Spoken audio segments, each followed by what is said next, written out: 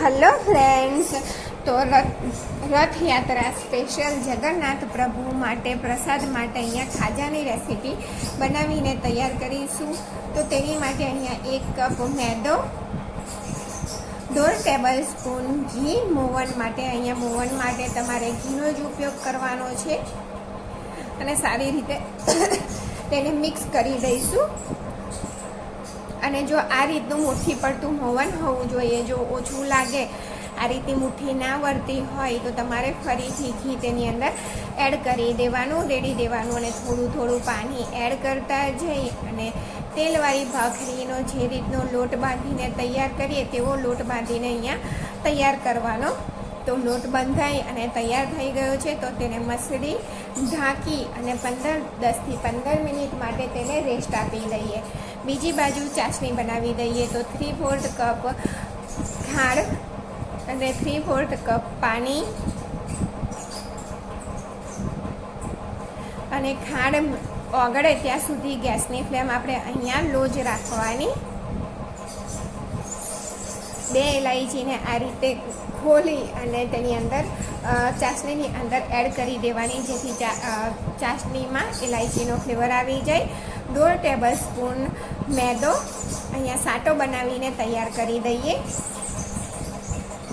અને 1/2 table spoon ઘી, બંને વસ્તુને સારી રીતે મિક્સ કરી અને સાટો બનાવીને તૈયાર કરીએ।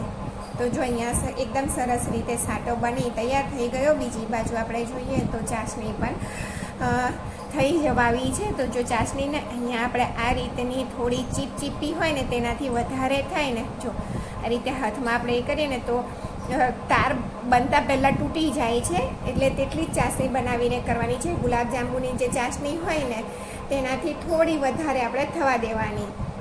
બીજી બાજુ લોટ પણ થઈ ગયો છે, રેસ્ટ આપતા 15 મિનિટ થઈ ગઈ।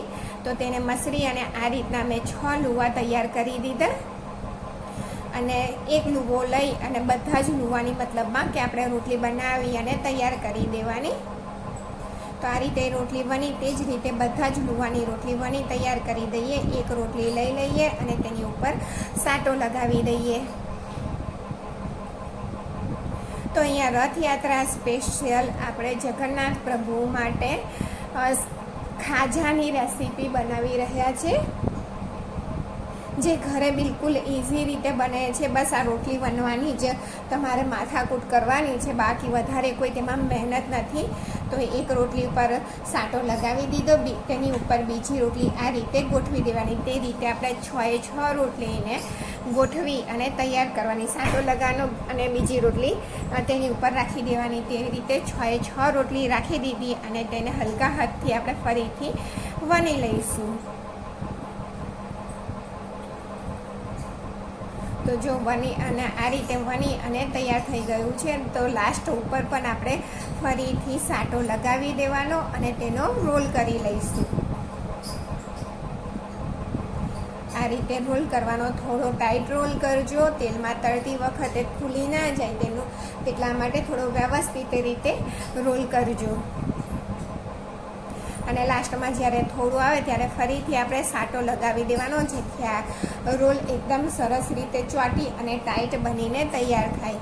પછી તેમાંથી આપણે તેને કટ કરી લઈશું। જો તમે જોઈ શકો છો કે એકદમ સરસ રીતે લુઓ રોલ તૈયાર થઈ ગયો છે ખાજા માટે। અને સાઈડની ધારોને આ રીતે આપણે હાથેથી થોડું પ્રેસ કરી દઈશું, ત્યાર પછી તેને કટ કરી લઈશું। અહીંયા જો મીડિયમ સાઇઝમાં આપણે તેને કટ કરવાનું છે, બહુ વધારે પાતળું નહીં અને બહુ વધારે જાડું નહીં। જો જાડું વધારે હશે ને તો તે અંદરથી કાચું રહી જશે, એટલા માટે મીડિયમ સાઇઝમાં તેને કટ કરવાની। અને અહીંયા જો આ રીતનું આપણે એક ખાજું લઈશું। જો તમને ગમે તો તમે આ રીતે જ તેને તળી શકો છો, પણ આપણે અહીંયા તેને થોડો શેપ આપી દઈશું। આ રીતે હાથેથી પ્રેસ કરી આગળના ભાગથી થોડું ખેંચી લઈશું અને પાછળના ભાગથી પણ થોડું આ રીતે ખેંચી દઈશું। તો જો તમે ચપટી લઈ લઈશું તો તમે જોઈ શકો છો એકદમ સરસ તેનો લુક આવી ગયો ને। તો રથયાત્રા સ્પેશિયલ ખાજા અને વિડીયો ગમે તો ચેનલને લાઈક, શેર, સબસ્ક્રાઈબ જરૂરથી કરજો। વિડીયો ગમે તો કરજો।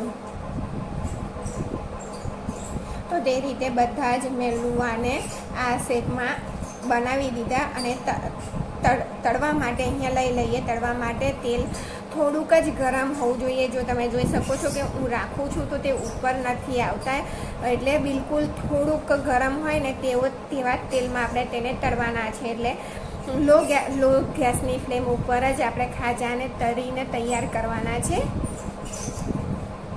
હાઈ ગેસની ફ્લેમ પર આપણે તેને તળવાના નથી. મીડિયમ ગેસ તમે થોડો કરી શકો છો, પણ લો ગેસની ફ્લેમ ઉપર જ આપણે તેને તળીને તૈયાર કરવાના છે. જો બધા જ રાખી દીધા છે અને તમે તેના લેયર જોઈ શકો છો કે એકદમ સરસ રીતે ફૂલી ગયા છે. અને જો નીચેની બાજુ એકદમ સરસ રીતે તળાઈ ગયા અને ત્યાર પછી આપણે તેને પલટાવી દઈશું. ખાસ તમારે ધ્યાન રાખવા જેવી ટિપ્સ એ છે કે તેને તળતી વખતે ખાસ તમારે લો ગેસની ફ્લેમ ઉપર જ તળવાના છે, નહીંતર તે અંદરથી કાચા રહી જશે, ક્રિસ્પી બનીને નહીં તૈયાર થાય. તો તમે અહીંયા જોઈ શકો છો કે એકદમ સરસ ગોલ્ડન કલરના આપણા ખાજા બનીને તૈયાર થઈ ગયા છે અને ક્રિસ્પી પણ એટલા જ તૈયાર થયા છે. તો તેલમાંથી કાઢી અને ખાંડની જે ચાસણી બનાવીને રાખી છે તેની અંદર રાખી દઈએ.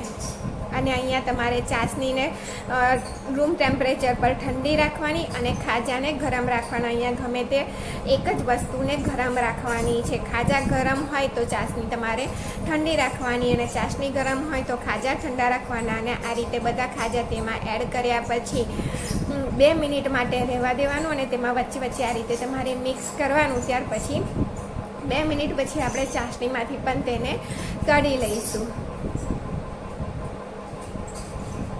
તો આ રથયાત્રામાં તમે જરૂરથી જગન્નાથ પ્રભુ માટે આ પ્રસાદ બનાવીને તૈયાર કરજો. તમે જોઈ શકો છો કેટલા લેયર એકદમ સરસ ખીલીને તૈયાર થયા છે. જો વિડીયો જોવા બદલ તમારા બધાનો ખૂબ ખૂબ આભાર.